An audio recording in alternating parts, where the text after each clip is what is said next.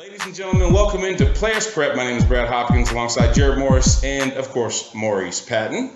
We are at Music City Customs right here in the heart of Cool Springs, one of our awesome sponsors along with Global Motorsports and Martin's Barbecue. They make us all look pretty cool. If you've ever wondered what the MC stands for, look to your right or your left. It's the same emblem. On the line with us now, Barton Simmons to talk all that there is, prospects, recruits. Barton, how are you? Welcome into the show. Hey, what's up, guys? I'm doing well. Appreciate you having me. Well, great. I was following your Twitter feed, and I always go to you, Barton, to find out what commits or what athletes, especially from this Nashville area, or what schools are interested in them and which schools they are interested in. So, kind of give us a little bit of lay of the land, a little bit of some of the prospects or recruits that might be coming from this area that we might be talking about come next fall. Yeah. I mean, fortunately, there's a lot of them. I mean, this is a great time to be kind of following college football recruiting, following high school football in the state of Tennessee, because it's a great really in a great cycle right now as far as high school football talent. As far as the in-state guys right now, there's a whole kind of slew of them to choose from that are really going to be considered fairly elite recruits. The number one player in the state for 24/7 Sports is Juwan Jennings out of Blackman, and he's committed to Tennessee. I actually just saw him yesterday out at the Tennessee East-West All-Star Game practices, and every time I see him, he seems to be improving as a passer. He's so athletic. He's such a competitor, and he is. I think a guy that's got an opportunity to compete for a quarterback job at Tennessee. Van Jefferson at Georgia commits. Is our number 2 player in the state, big time talent as a wide receiver, and then right there, sort of in that top 100s nationally, as well as those other 2 guys, is Kyle Phillips, who is yet to decide, still undecided. Ole Miss, LSU, and Tennessee, kind of the 3 he's considering, but he's the big 4-star defensive end out of Hillsboro, and those 3, along with the rest of the state, a lot of 4-star type of recruits, and that really means we think these guys are guys that could end up playing in the NFL. Barton, you mentioned a lot of SEC schools right there that are looking at this part of the state, and we're getting into basketball season. I was looking at some of the basketball recruits that we have coming up this season, and there's not a whole lot of SEC schools going after these guys. Is that partially because of the SEC basketball, or is it just because those guys trying to venture out other places when you're talking about basketball instead of football?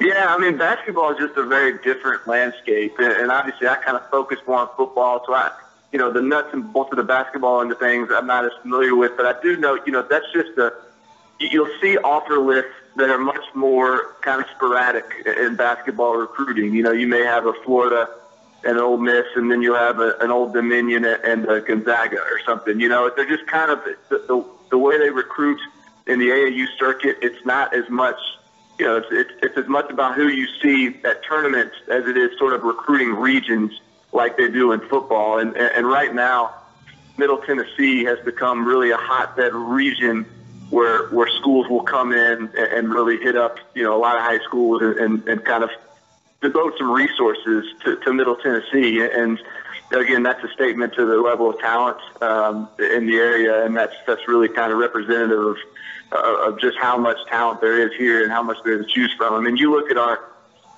top 10 in 24/7 Sports in the state of Tennessee: Georgia, Alabama, Ole Miss, Vanderbilt, all with commits, all with multiple commits.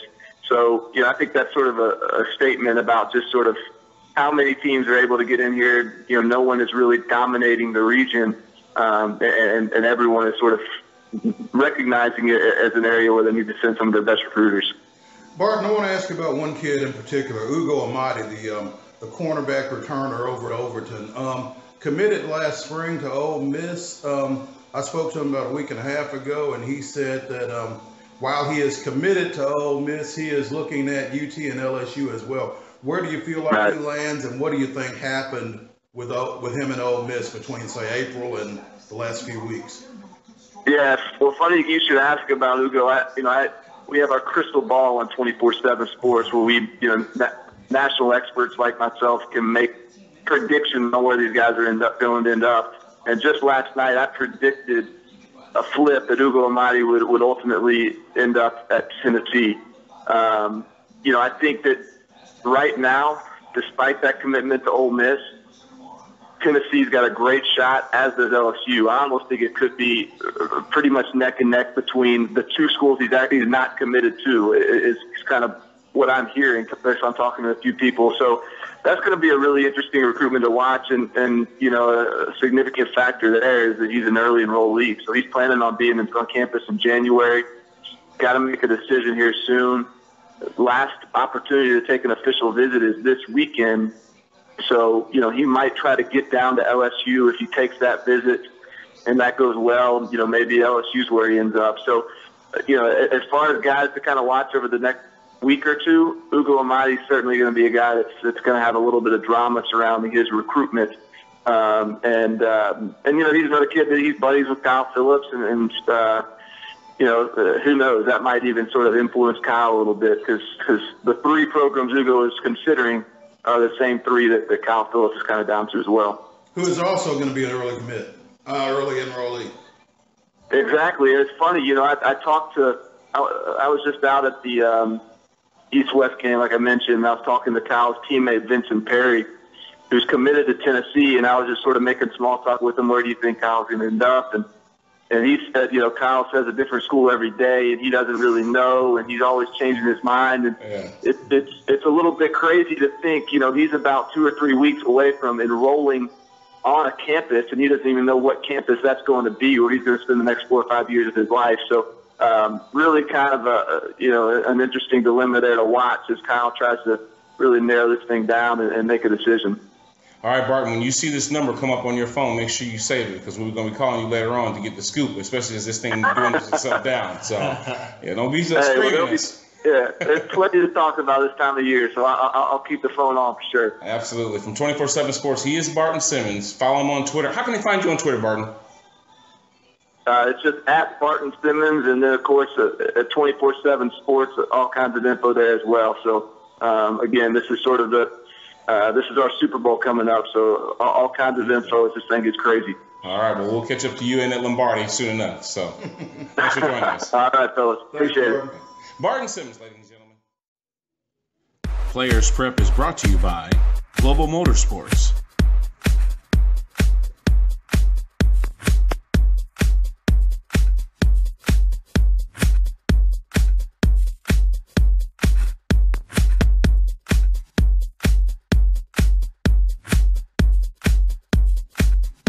Martin's Barbecue.